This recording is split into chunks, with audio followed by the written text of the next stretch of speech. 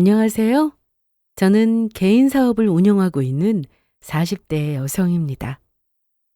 지금에 이르기까지 스스로의 힘으로 사업을 일으키느라 산전수전 다 겪어가며 고생도 제법 했다고 생각했지만 감사하게도 그 덕에 지금은 안정적으로 사업을 운영하고 있어요.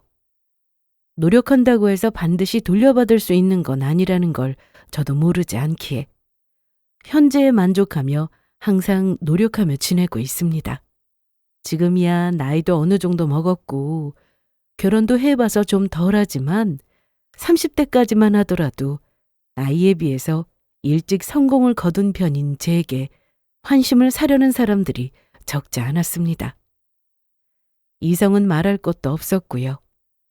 제 입으로 말하기 부끄러운 말이지만 제 스스로 일군 것도 일군 것들이지만 저희 부모님께서도 사업으로 넉넉하신 분들이시거든요. 그런 부모님 덕분에 유복한 집안에서 배우고 싶은 공부 다 배우고 잘할 수 있었습니다. 자식들 교육에 지대한 관심이 있으셨던 부모님들 덕분에 부족함 없이 배울 수 있었고 살아가면서 가지고 싶었던 것 딱히 가져보지 못한 경험도 없습니다. 저 스스로도 성공한 여성 사업가로서 삶을 꾸려나가고 있었고 제 집안 배경도 넉넉한 편이다 보니 저라는 사람에 대해서 잘 모르더라 하더라도 제 덕, 제 집안 덕 보고 싶은 생각에 환심을 사려드는 남자가 없지 않았어요. 대뜸 처음 만나서는 첫눈에 반했다느니 저와 평생을 함께하고 싶다느니 먹히지도 않는 눈에 다 훤히 다 보이는 거짓말을 하면서 팔자 피고 싶어하는 남자가 적지 않았죠. 결혼에 대한 생각이 부정적이지는 않았지만 주변에 이렇게 여자 덕 봐서 팔자 고치고 싶어하는 남자들이 없지 않았다 보니 자연스레 경계심이 커질 수밖에 없었습니다. 제 입장에서야 당장 결혼을 급하게 생각하는 것도 아닌데 자기한테 떨어질 것만 생각하고 나와 내 집안 재산 노리는 놈과 결혼하고 싶은 생각은 애초에 없었어요. 어느 정도 저 머리 굵어지기 시작하면서부터는 부모님도 항상 경계의 말씀을 아끼지 않으셨고요. 혜련이 너는 엉뚱한 놈 만날 생각하지 말고 공부 열심히 하면서 기다리고 있어. 엄마 아빠가 세상 최고의 신랑감을 찾아다 데려올 테니까. 저희 부모님 입장에선 경계할 수밖에 없었을 거예요. 위로는 오빠들만 있고 하나밖에 없는 고명딸인데다가 세상 부족함 모르고 살아온 딸 자식 걱정되셨겠죠. 나이 차이가 제법 나는 오빠들도 항상 막내 여동생이 가장 귀한 줄 알고 애정을 많이 쏟아주었으니 더욱 세상 무서운 줄 모르고 엄한 놈한테 꼬드김을 당하지는 않을까 걱정스러우셨을 거예요. 하지만 그런 부모님 걱정과는 달리 저는 타고난 성격이 그리 낭만적인 편은 되지 못했습니다. 애초에 부모님 덕에 많은 것을 누리고 살 수 있었던 만큼 저도 제 능력으로 성공을 이루어내서 지금껏 누려왔던 만큼은 누리고 살고 싶었고요. 가난한 사람이라고 해서 돈 있는 사람에게 덕을 보려는 사람들만 있을 리는 없다고 생각하기는 했지만 나와 비슷한 사람 중에서도 나와 마음 맞는 사람이 한 사람은 있지 않을까 그렇게 생각하기도 했고요. 굳이 부모님 걱정하실 만한 사람을 만나서 시작부터 난관이 많을 결혼 생활을 하고 싶은 마음은 없었습니다. 하지만 그건 그거고 내 집안과 내 재산 노리는 놈과 결혼하기 싫었다 하더라도 적어도 제 스스로 호감 가는 사람과 연애 결혼하고 싶은 마음은 있었어요. 친정에서는 제가 결혼 정년기에 들어서면서부터 당신들 마음에 드는 번듯한 사윗감 소개시켜주고 싶어 하셨지만 결국 상대를 선택하는 건 제 몫이니까요. 결혼이 잘못되리라 생각하고 시작하는 사람은 없겠지만 살다 보면 어찌 될지 모르는 게 결혼 생활 아니겠습니까? 특히나 요새같이 결혼한 지 얼마 되지 않아 파경을 맞는 부부가 많다면 적어도 전적으로 내 선택으로 결혼 상대자를 골라야 최소한 엉뚱한 사람들 원망하는 일은 없을 거라는 생각이 들기도 했고요. 물론 부모님과 제가 원하는 조건 충족하면서 정서적인 기대치까지 채워줄 수 있는 상대 만나기가 쉽지는 않았습니다. 저도 저 나름대로 사업으로 일이 바쁜 사람이라 사람 만나는 데만 신경 쓸 수도 없었고요. 그리고 내 팔자에 그런 짝이 나타나지 않는다면 별 수 없는 일이지. 열일 다 제쳐두면서까지 결혼하겠다고 상대 찾아 나설 정도의 에너지를 소모할 정도도 아니었고요. 그렇게 몇 차례 스치듯 흘러가는 2년이 지나가고도 결혼까지 결심할 정도의 상대는 나타나지 않았습니다. 그러는 동안 제 나이가 30대 후반에 접어들고 있었고요. 세상에서 제일 귀한 딸내미 아무나 못 주겠다며 콧대 세우던 친정 부모님도 슬슬 딸내미가 결혼과 멀어지고 있는 것 같아서 걱정하시는 기색이셨지만 그렇다고 해서 부모님 걱정 덜어드리겠다고 아무나 붙잡고 급하게 결혼할 수도 없는 노릇이니까요. 그러던 차에 만나게 된 남편은 여타 다른 이들과는 다르게 느껴졌어요. 집안은 가난한 사람이었지만 스스로 똑똑한 머리를 가지고 평생 열심히 노력해서 의사까지 된 자기 능력도 있고 성실한 사람이었습니다. 남편과는 지인과의 모임 자리에서 자연스럽게 만나게 되었고 처음부터 조건을 맞춰 소개받은 자리가 아니었다 보니 편하게 대화하게 되었습니다. 당시에 대학병원에서 성실하게 근무하던 중이었기에 항상 일이 많아 조금 피곤한 기색이기는 했지만 누굴 대하더라도 상냥하고 따스하게 대하는 모습에서 호감이 갔어요. 연애 전 따로 몇 번 더 만나는 자리에서도 그러한 태도는 한결같았습니다. 지인을 통해 이미 남편이 저나 저희 집이 경제적으로 부유하다는 사실을 모르지 않는 사람이었지만 꼭 매너 있게 먼저 계산을 하고 센스 있는 매너를 발휘할 줄 아는 사람이었습니다. 처음부터 그 사람이 제게 호감을 가지고 있는 티가 났지만 그렇기 때문에 저나 저희 집 재산 관련 이야기 나오는 걸 더 경계하는 것 같았습니다. 나중에 결혼하고 나서 그러더군요. 처음부터 내 조건이 당신에 비해 처진다는 거 모르지 않았고 그럼에도 불구하고 내가 마음이 먼저 가서 다가간 건데 적어도 나한테 별 호감이 없어서 거절당하는 건 그렇다 치더라도 조건 보고 눈 벌게져서 달려든 놈으로 오해당해 거절당하고 싶지는 않았거든. 실제로 저와 연애하면서 항상 제게 더 쓰고 베풀었으면 베풀었지 밥 한 끼 차 한 번을 저한테 안 얻어 마시려고 고집을 피우던 사람이었습니다. 만나는 사이끼리 밥도 좀 살 수 있는 거고 차도 좀 살 수 있는 일인데 경제적인 부분에서 제게 바라는 것이 없다는 걸 확실하게 하고 싶어 한다는 건 저도 어렴풋이 눈치채고 있었습니다. 물론 대학병원에서 근무하는 의사이니 벌이가 그리 적은 편이라고 할 수는 없었겠죠. 그 사람 본가가 그렇게 넉넉한 형편이 아니다 보니 의사 월급의 일부를 생활비로 붙이고 있다 하더라도 평범한 가정 꾸려서 생활하기에 모자람이 있을 정도는 아니었을 겁니다. 그럼에도 항상 자기가 저와 우리 집에 비해 부족한 부분이 있다는 걸 인지하고 특히나 그런 부분에 대한 저희 부모님 걱정을 덜어드리기 위해 노력하는 사람이었어요.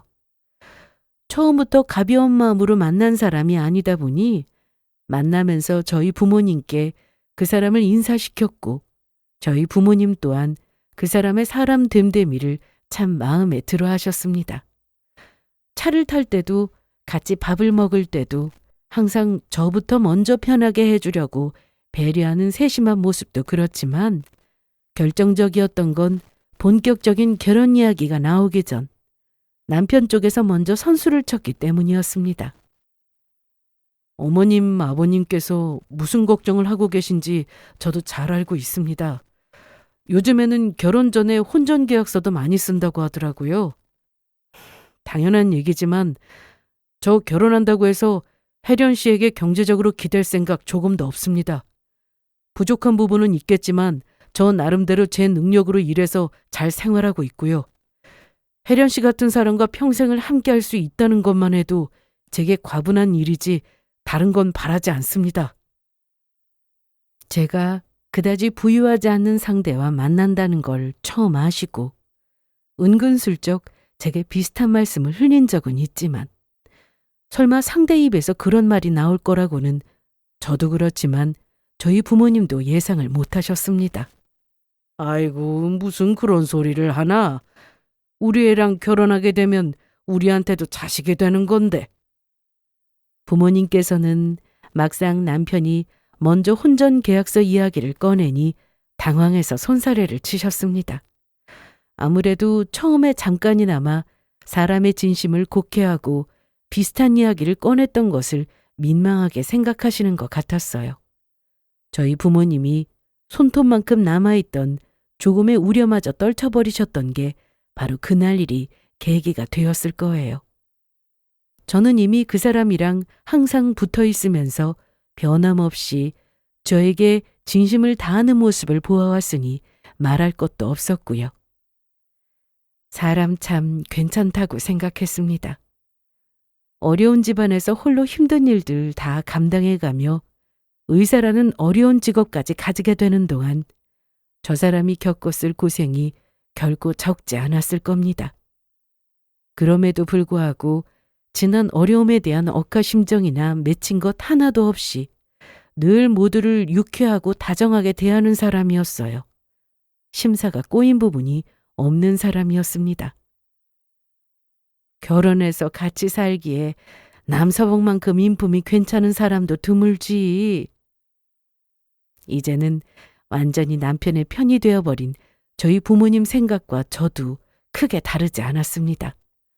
게다가 결혼 준비하면서 저희 친정 부모님이 남편에게 따로 병원 독립하라고 저희 친정에서 도와주겠다고 한 말을 남편이 정중하지만 단호하게 거절한 이유로 완전히 마음을 활짝 여신 친정 부모님이셨어요.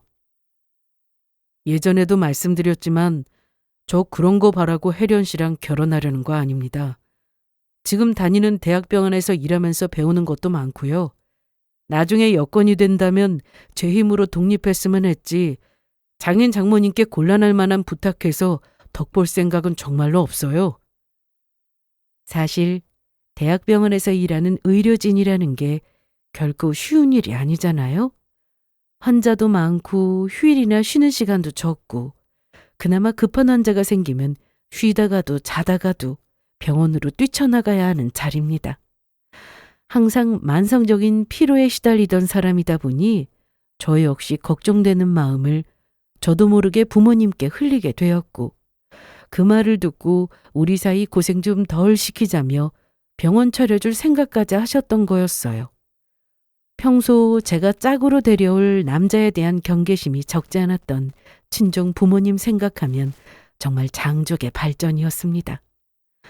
비록 아쉬워하기는 했지만 다시 한번 남편의 확고한 뜻을 확인하게 된 친정 부모님께서는 올곧은 사위 맞이하게 된 뿌듯함에 마음을 놓으셨습니다. 그렇게 양가 축복 속에 결혼을 하게 되었고 저는 유부녀가 되었습니다. 사실 그 사람과 함께 살게 되었다는 것 외에는 생활의 큰 부분이 달라지지는 않았어요. 여전히 대학병원 의사로서 바쁘게 살고 있는 남편은 같이 살면서도 얼굴 보기가 쉬운 편이 아니었고요. 결혼 준비하면서 시부모님을 처음 만나게 되었지만 제가 시부모님 되는 자리를 어려워하는 그 이상으로 며느리를 어렵게 생각하시는 시부모님이셨습니다. 그러지 마시라고 편히 대해달라고 몇 번을 말씀드리고 선물도 바리바리 챙겨 남편의 본가인 지방 시가에도 여러 차례 방문했지만 사업하느라 바쁜 사람이 힘들게 자꾸 여기까지 내려올 것 없다며 서둘러 돌려보내곤 하셨어요. 부유한 사돈인 제 친정 부모님은 저보다도 더 어려워하셨고요. 잘 배우고 곱게 키워주신 따님, 저희 아이한테 보내주신 것만으로도 과분하다고 생각하고 있습니다. 저희 부모님과 눈 마주치기도 힘들어하면서 어렵게 하신 말씀처럼 결혼했다고 해서 부유한 며느리 덕을 보려고 한다든가 하는 일은 일절 없었어요. 시집살이? 그런 건 제게 남일일 뿐이었습니다. 오히려 서울 저희 신혼집에 한번 놀러 오시라고 해도 한사코 거절하시는 탓에 두 분 얼굴 뵙기도 힘들 정도였죠. 저 나름대로 신경을 쓰기는 했으나 저도 제 사업한다고 바쁜 사람이었으니 아쉬움은 남는다 하더라도 최대한 아들 부부에게 폐가 되지 않으려는 시부모님 마음을 감사하게 받자고 생각했습니다. 남편은 병원 일로 항상 바쁜 사람이었지만 시간이 되면 저와 함께 저희 신혼집 인근에 친정집을 찾아 저희 부모님과 함께 시간을 보내려고 노력했습니다. 남서방, 요새 잠도 충분히 못 잔다고 하는데 휴일이면 집에서 쉬지 뭐 한다고 또 찾아와. 가족끼리는 얼굴 한 번 더 봐야 더 정이 드는 법이잖아요. 저도 장인 장모님께 예쁨 받고 싶어서 저 좋으라고 하는 거니까 자꾸 집에 가라고 하지 마시고 필요한 일 있으면 사위도 좀 부려먹고 그러세요. 서글서글하게 제 친정 부모님과 가까워지기 위해 마음을 쓰는 남편이 고마웠습니다. 하나뿐인 귀한 막내딸 데려간 집안의 유일한 사위는 제 친정 부모님께도 또 하나의 아들로 여겨질 만큼 소중한 존재가 되었고 저희 식구들 모두 남편을 의심의 여지 없이 가족으로 받아들였습니다. 그러던 남편이 결국 경무를 버티지 못하고 과로로 쓰러지는 일이 생기자 저희 친정 식구들 모두가 난리 났죠.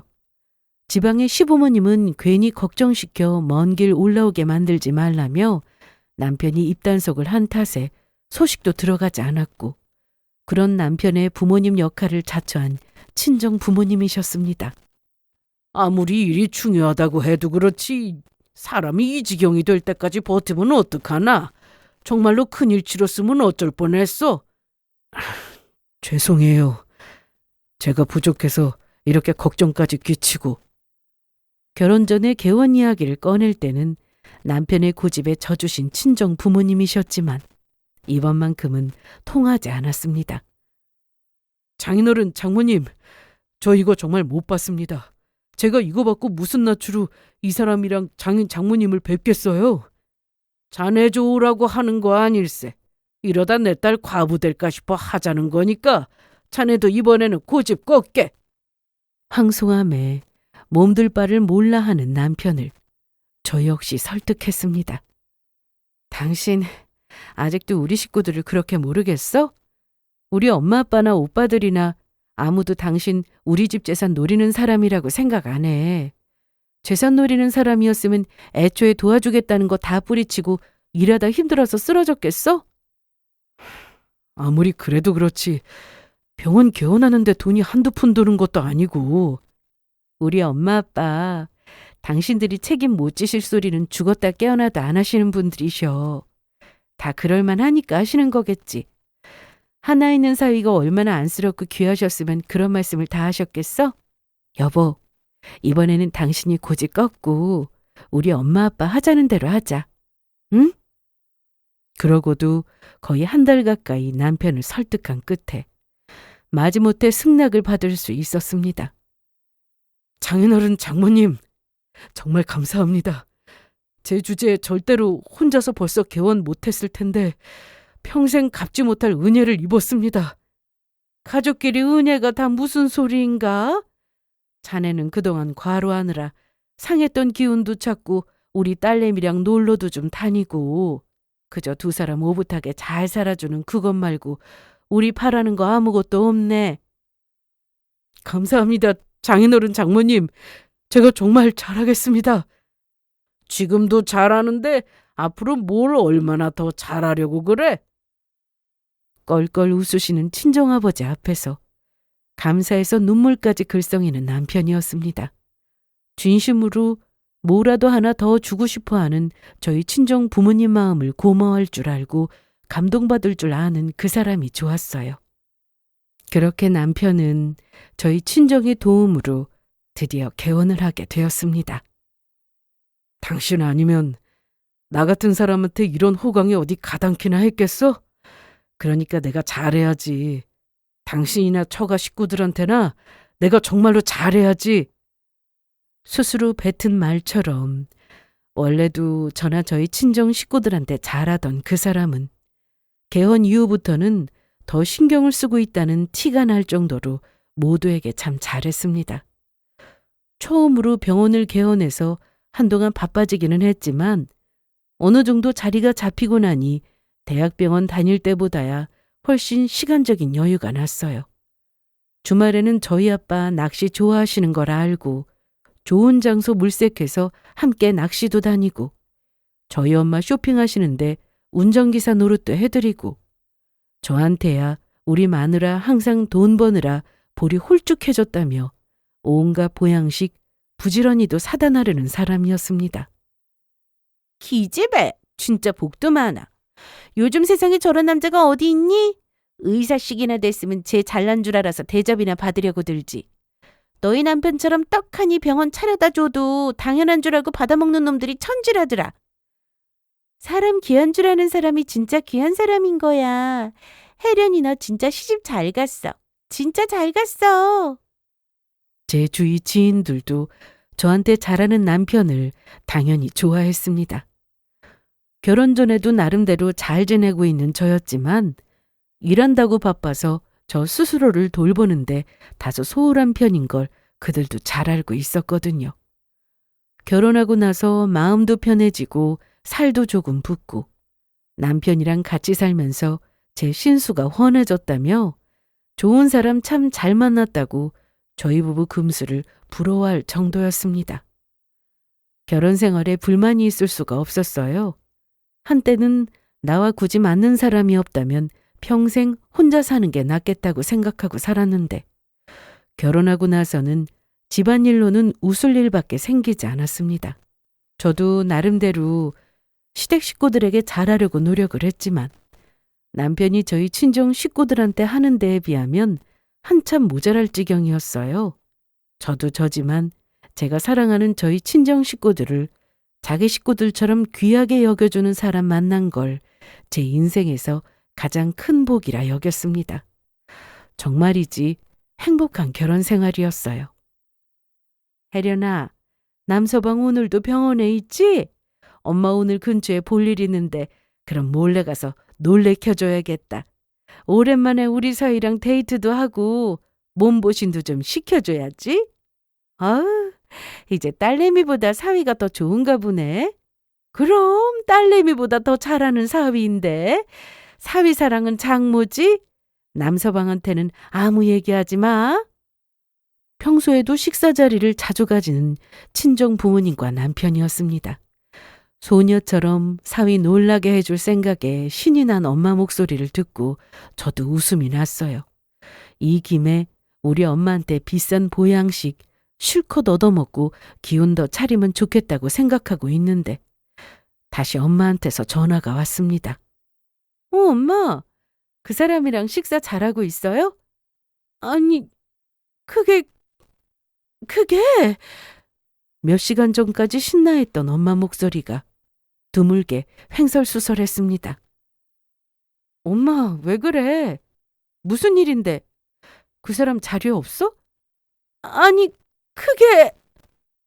엄마, 도대체 왜 그래? 무슨 일 있어? 요새 네 남편 뭐 수상한 거 없었어? 그게 무슨 소리야. 그 사람한테 수상할 게 뭐가 있어. 보아하니 제게 하고 싶은 말은 따로 있는데 차마 입 밖으로 내뱉지도 못하고 끙끙대고만 있는 엄마였어요. 그런 엄마 목소리를 듣는 저까지 불안해지기 시작했습니다. 엄마, 그냥 말해. 나 이제 진짜 겁나려고 그래. 혜련아. 아이고, 혜련아. 너 네 남편 몰래 네 남편 차에 녹음기라도 설치해봐. 순간 이게 무슨 소리인가 싶었어요. 사위랑 점심 데이트하겠다고 신이 났던 양반이 갑자기 내 남편 차에 녹음기를 집어넣으라니 앞뒤가 맞지 않잖아요? 그러면서도 순간 불길한 생각이 들기 시작했습니다. 저희 엄마 성격에 허튼 소리 하실 분은 절대 아니셨어요. 뭔가 일이 나도 났는데 차마 저에게는 속 시원히 털어놓지도 않은 엄마에게 되묻기가 무서워질 지경이었습니다. 그날 하루가 어떻게 갔는지 모르겠어요. 남편이 평소보다 조금 늦게 퇴근을 해 들어왔습니다. 아무것도 모르는 척 남편을 캐보았습니다. 당신 오늘 무슨 일 있었어? 오늘 예전에 학회에서 만났던 의사 동료들이 자문을 구하길래 오후 진료 몇 개 취소하고 외부 일정이 있었지? 왜? 아니, 평소보다 좀 늦기도 하고 피곤해 보이길래 그랬지? 난 또 괜찮아. 나도 이제 나이 먹나 보지 뭐. 그렇게 대수롭지 않게 대답하고 들어가는 남편이었습니다. 평소와 다를 바가 없었어요. 밤이 깊어 남편이 잠이 들고 한참을 망설이던 제가 지하 주차장으로 내려왔습니다. 남편은 여느 때와 다름없이 다정했지만 낮에 어쩔 줄 몰라 하던 엄마의 음성이 머릿속에서 떠나가질 않았어요. 그러고도 한참을 서성이다. 몰래 나쁜 짓이라도 저지르는 것처럼 남편 차 문을 열었습니다. 남편 차 블랙박스를 확인하기까지 또 한 번 망설임의 시간이 지났지만 결국 판도라의 상자를 열게 되었어요. 그런데 아무것도 없었습니다. 정말이지 아무것도 없었어요. 남편 차 블랙박스를 들여다보았을 때 주기적으로 영상을 지운 흔적이 남아있는 걸 보고 온몸에 피가 얼어붙는 듯한 기분이었습니다. 일상적인 영상이라도 하나 담겨 있어야 하는데 오늘도 삭제를 한 모양인지 기록에 뜨는 게 아무것도 없었거든요. 더더욱 기묘한 기분이 들었습니다. 이 사람이 주기적으로 블랙박스 영상을 지워야 할 이유가 뭐가 있을까? 일반적인 상황이라면 결혼한 아내가 남편을 의심할 정황은 단 하나뿐이겠죠. 하지만 머릿속에 그런 생각이 떠오르는 것만으로도 남편에게 죄를 짓는 기분이 들 정도였습니다. 평소 그 사람이 저나 제 가족들에게 한 걸 생각하면 말이죠. 하지만 저희 친정 엄마라고 그렇지 않았겠습니까? 의심이 더해질 수밖에 없었어요. 스스로 이런 짓을 벌이는 게 끔찍하게 느껴지면서도 엄마 말대로 운전석 아래 소형 녹음기를 숨기고 말았습니다. 그리고 또 겉으로 보기에는 평소와 다를 바 없이 평온한 나날이 흘러갔어요. 남편 차에 녹음기를 수거하러 가면서도 역시 처음 녹음기를 숨길 때처럼 심장이 조여오는 듯 했습니다. 저도 엄마도 모두 지나친 생각을 하고 있는 거라고 믿으며 한참의 망설임 끝에 녹음기를 재생했습니다. 그리고 기어이 듣게 되고야 만 거죠. 도저히 부정할 수 없는 남편의 부정을 말입니다. 자기야, 나 언제까지 기다려야 해? 이제 다 왔잖아. 조금만 더 기다리면 되는데 왜 자꾸 보채고 그래? 내가 그 여자랑 당신 같이 있는 거 보면서 얼마나 힘든 줄 알아? 자기는 내 남자인데 돈 좀 있다고 떳떳하게 그 여자가 자기 부인 행세하는 걸 보면서 내가 얼마나 마음이 아픈 줄 아냐고. 세상 가련한 사연이 있는 여자라도 된 듯 비통하게 슬퍼하는 여자를 또 남편의 음성이 열심히 위로하고 달랬습니다. 그 피가 거꾸로 솟을 듯한 소리를 들으면서 저야말로 정말로 힘들어서 미쳐버릴 것 같았어요. 금방 이혼한다고 했잖아. 진짜 다 왔어. 우리 계획도 이제 다 준비됐잖아. 이제 그것만 터지면 이혼도 시간 문제라고. 나 몰래 내 눈을 피해 상간녀와 추잡한 만남을 이어온 것도 모자라 그 둘이서 내 이혼까지 공모하고 있었습니다. 여전히 블랙박스 영상은 철저하게 지워놓아 여자 얼굴을 확인할 수는 없었으나 저는 이미 확신하고 있었어요. 그 여자의 목소리가 제게 전혀 낯선 이의 목소리가 아니었으니까요. 의사 노릇이나 하고 살았지. 병원 경영 같은 문제에는 아는 것이 하나도 없다며 우리 장인어른 장모님이 어떻게 내어주신 병원인데 꼭 잘해보고 싶다며 아는 인맥 총동원해서 병원 경영 경력자를 추천받았다는 남편이었습니다. 남편이 자기 병원 직원들에게 잘하는 만큼 저 역시 내 남편 곁에서 힘이 되어 주었으면 하는 마음에 명절에 비싼 한우 선물도 안기고 틈틈이 백화점 상품권 등 남편 몰래 따로 선물도 챙겨주던 직원 중 하나였습니다. 그 중에서도 특히 남편의 병원 살림에 지대한 영향을 미치는 중책을 맡은 직원이어서 제가 더 신경을 써서 챙겼으니까요. 순간 남편 놈 병원 지하 주차장에서 내 어머니가 무슨 꼴을 목도하고 내게 전화를 걸었을지 차마 스스로도 믿지 못할 광경을 딸 자식에게 전하지 못하고 녹음기 이야기를 꺼냈을 때 우리 엄마가 얼마나 억장이 무너졌을지 그 생각을 하니 저 두 년놈들을 단박에 죽여버리고 싶었습니다. 기댈 때라고는 친정 식구뿐이었어요. 평생 내 곁을 든든하게 지켜줄 줄 알았던 놈은 내 앞에서 가면이나 쓰고 이혼할 기회나 노리는 개자식이라는 걸 알았는데 그럼 제가 어디로 갈 수 있었겠습니까? 아이고 내 새끼. 아이고 불쌍한 내 새끼. 이 쳐죽일 놈. 그렇게 앞에서 살살거리며 세상 더없이 사람 좋은 성인군자 행세를 하더니 감히 내 딸을 두고. 이미 친정 식구들이 모든 사실을 알고 있었습니다. 어머니도 혼자 안고 계시기에는 버거우셨겠죠. 그렇게 온 식구가 얼싸안고 속이 다 헐 때까지 울어제끼고 나니 곧 죽을 것 같은 마음도 조금은 비워졌어요.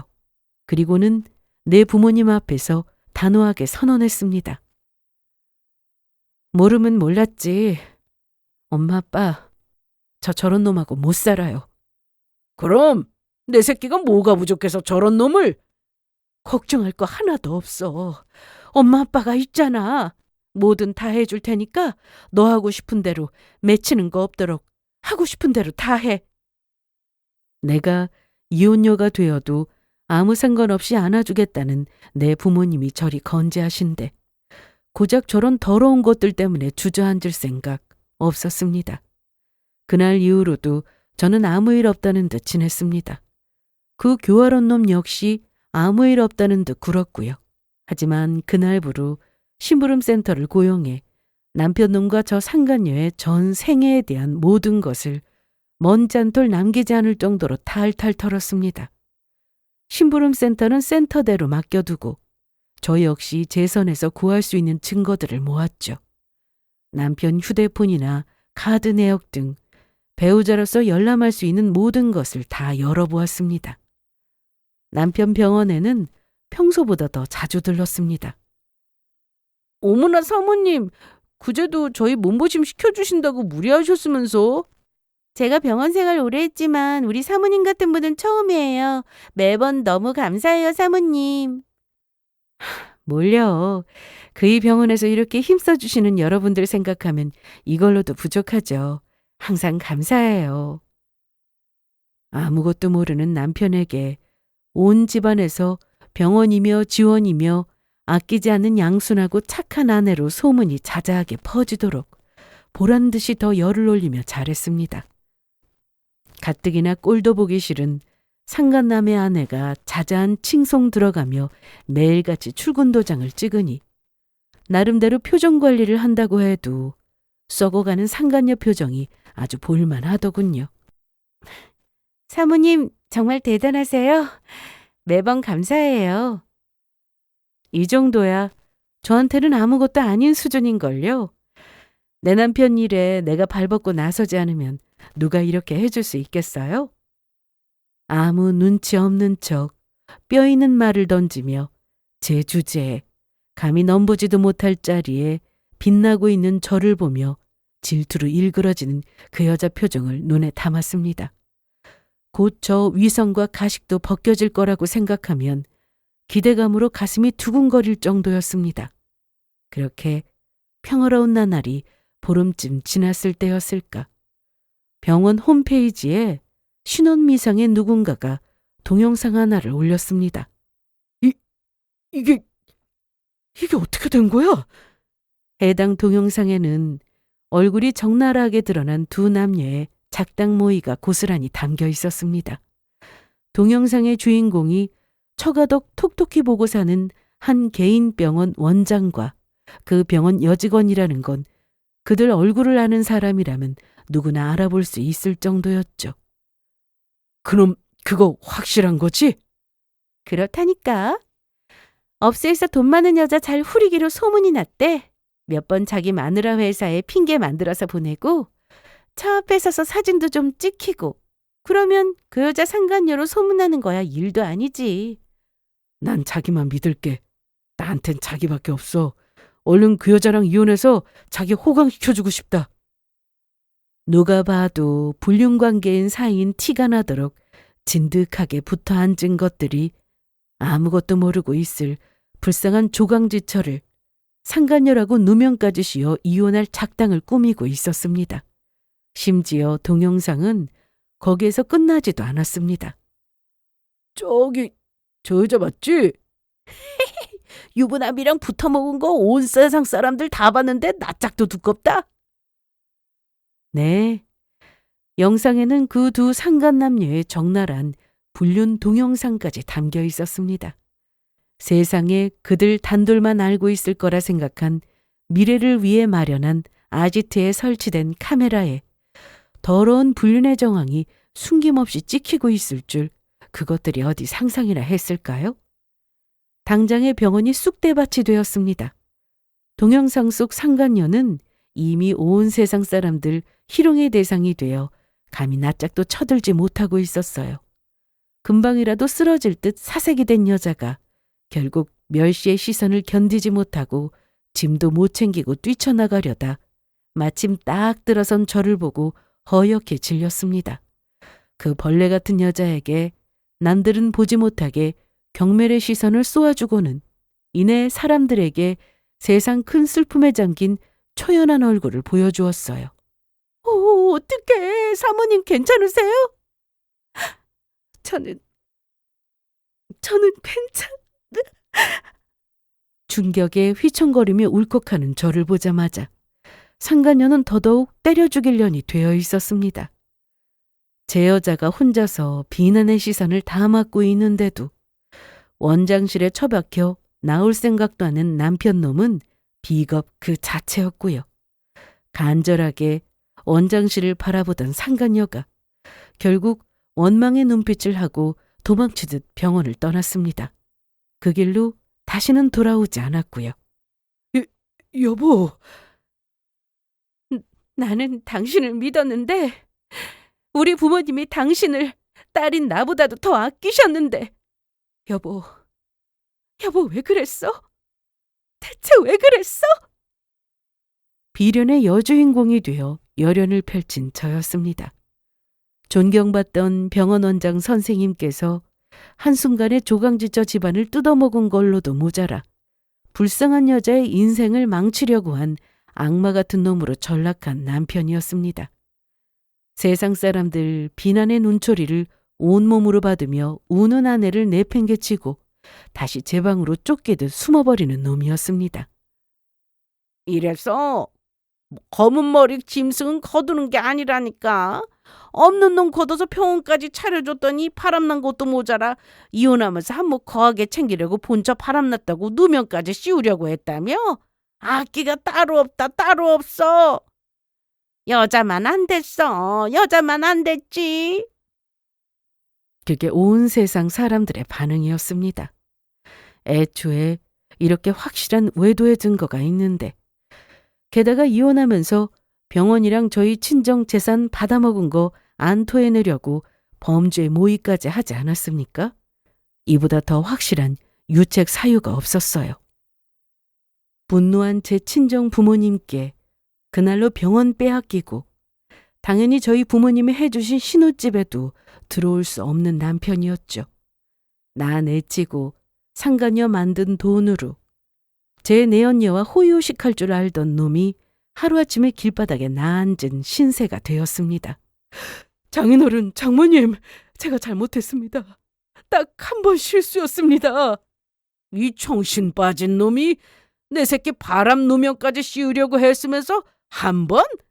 어디서 사람을 또 기만하려 들고 있어? 분노한 아버지가 인정사정 없이 놈 귀싸대기를 철썩철썩 내리치고 주둥이가 다 터져 피범벅이 되어서도 놈의 절규가 끊이지 않았습니다. 제발 혜련 씨 얼굴 한 번만 보게 해주세요. 끝낼 때 끝내더라도 말이라도 할 수 있게 제발 부탁드립니다. 감히 지금 누굴 나오라 말아야? 내 새끼 기만하고 여자 끼고 더럽게 놀던 놈이 여기가 어디라고 귀여워! 제 친정어머니한테 물벼락까지 맞고도 제발 저 한 번만 보게 해달라며 바닥에 기며 비는 놈이었지만 제가 놈을 보는 일은 없었습니다. 그러는 동안 이혼 소송은 착실히 진행되었습니다. 비싼 변호사 고용했지만 그가 무색하도록 제 승리는 너무나 확실한 일이었어요. 심지어 조사를 통해 그 둘이 무려 저를 만나기 이전부터 모종의 관계임이 확인되었습니다. 각자 만나는 사람 따로 두고 저는 처음부터 돈을 노리고 접근했다는 것까지 남편의 휴대폰을 통해 확인할 수 있었습니다. 그놈은 처음부터 그따위로 생겨먹은 놈이었어요. 자연스러운 첫 만남이라 생각했던 것은 놈이 철저하게 제 배경을 보고 심혈을 기울여 인맥까지 만들어가며 조작된 것이었습니다. 그러니까 처음부터 돈 하나만 보고 제 마음에 들기 위해 더러운 속내 감추고 납작 기어 살았던 겁니다. 결혼 후 병원 개원의 계기가 되었던 놈 쓰러졌던 일 역시 의도된 것이었음을 남편과 상간녀 대화 내역을 통해 확인했습니다. 처음부터 끝까지 단 하나도 거짓이 아닌 것이 없었던 놈이었으니 당연히 주제에 맞지 않게 저를 통해 주어진 것들을 단 하나도 놓치지 않고 철저하게 걷어들였습니다. 증거 하나를 잡자 나머지는 꼬리에 꼬리를 물고 줄줄 따라 나왔어요. 남편 휴식하라고 마련해준 내 건물, 내 재산을 가지고 더러운 미래장소로 잡은 것을 알고 이를 뿌듯 깔고 곳곳에 카메라 숨겨둔 것이 그리 많은 증거를 안겨주리라고는 저도 몰랐습니다. 내 재산, 제 부모 재산 처먹고 병원 안 토해내려고 지들끼리 신이 나서 사람 하나 죽이려 만들 계획 낄낄대며 공모하는 꼴도 담아내었고 남의 재산으로 이혼 후 지들끼리 결혼에 잘 처먹고 살 작정이라는 것도 스스로 실토하게 만들었죠. 심지어 더러운 범죄를 모의한 후 증거가 될 블랙박스 영상을 삭제하는 증거인멸에 대한 증거까지 확보했으니 그들은 벼랑 끝에 몰려 있었습니다. 당연히 이혼은 전적인 저의 압승으로 마무리되었고 상간녀 소송이라고 다르지 않았어요. 해당 소송으로 뜯어낼 수 있는 최대치를 뜯어냈습니다. 잠깐이나마 나와 내 친정 덕에 누린 것들 모두 빼앗긴 것도 모자라 온 세상의 수치스러운 동영상의 주인공까지 되어 모욕이란 모욕은 다 당하고 있었으니 사실상 사회생활도 끝장난 거나 마찬가지였죠. 남편 놈도 그랬겠지만 특히나 상간녀 타격이 컸습니다. 그 여자는 아예 제 집 문 밖으로 출입도 못하고 있었어요. 동영상 본 남자들마다 더러운 시선으로 낄낄대며 아래 위로 훑어보는데 아무리 본처 인생 매장시키려던 정신 나간 상간녀라도 감당하기 어려웠을 겁니다. 온 세상 사람의 시선이 다 모욕이었겠죠. 말 그대로 인생이 끝장났습니다. 대인기피증으로 정신과 치료까지 받고 있다는 소리를 들어도 일말의 동정심도 생기지 않았습니다. 지은 만큼 벌 받는 거니 감당을 하든 말든 제가 알 바는 아니죠. 기생충 주제에 남의 남편한테 붙어서 우리 친정 부모님 재산으로 세운 병원에서 월급까지 타서 처먹은 걸 생각하면 그렇게 비참하게 살다 콱 죽어버려도 불쌍하다는 생각 들 것 같지 않아요. 이혼 소송이 진행되는 동안 착실히 제 주제에 넘치게 가진 것 빼앗기는 걸 실시간으로 당한 남편 놈이 끈질기게 제 친정으로 찾아왔습니다. 그럴 때마다 저희 친정 부모님은 물론이고 분노한 제 친정 오라버니들에게도 돌아가며 곤죽이 되도록 얻어터졌지만 그래도 살 길은 그것뿐이었겠죠. 저는 소송 내내 놈에게 제 얼굴 한번 보여주지 않았습니다. 아마 그 사달인하고도 저 하나 잘 구슬리면 그래도 살 길 열리지 않을까 그리 생각하고 그 모욕을 당하면서도 포기를 못했을 겁니다. 그리고 그게 제가 의도한 바였어요. 끝에 끝까지 욕심을 못 버리다.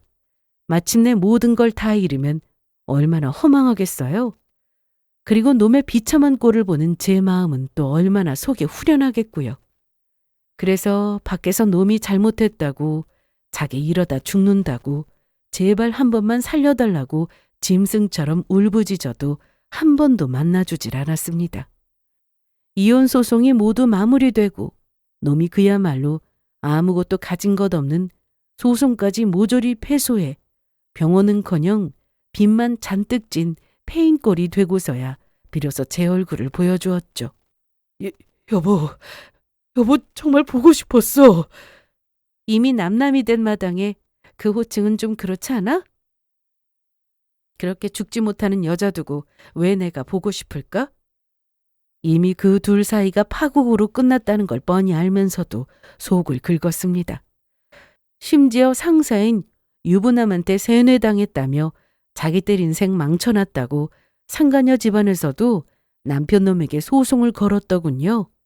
그 인간들도 참 뻔뻔한 인간들이에요. 그리 주제 모르고 처음부터 날 속여 상간녀와 한탕 해먹으려고 들더니 참 별것도 아닌 사이였어요. 그들도. 여보, 제발 잠깐만 딱 한 번만이라도 나한테 시간 좀 내주면 안 될까? 내 앞에서 사시나무처럼 벌벌 떨며 간곡하게 비는 놈을 대단한 선심이라도 베푸는 양 차에 태웠습니다. 요새 술을 달고 산다더니 벌써 알코올 중독 증세라도 나타난 건지 손떨림이 멈추지 않은 꼴을 비웃듯 쳐다봤더니 그게 수치스러운지 눈도 못 마주치는 놈이었습니다. 네 신세도 참 차량하게 됐다. 그러게 누가 그렇게 쓰레기처럼 살라고 시켰니? 여보, 내가 정말 죽을 죄를 지었어. 딱 한 번만 봐주면 내가 정말 당신 노예라도 될 테니까. 멍청하기는. 너 설마 아직도 눈치 못 챈 거야?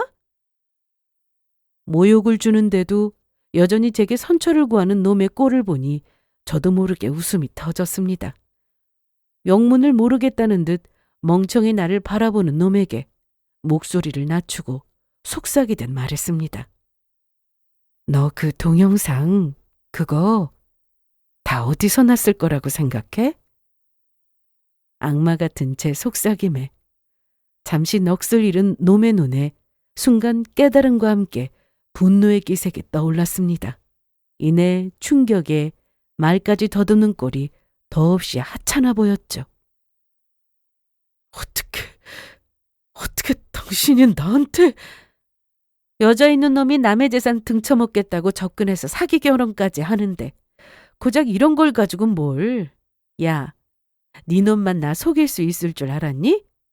멍청한 놈이. 나 없으면 니까짓 게 뭐나 된다고. 지금 네 꼴을 좀 봐. 그러게 덤빌 수 있는 데다가 덤볐어야지. 주제도 모르는 놈이 건방 떨다 신세다 망쳤네. 여전히 충격에 덜덜 떠는 놈 보란 듯이 눈앞에 블랙박스 영상을 삭제했습니다.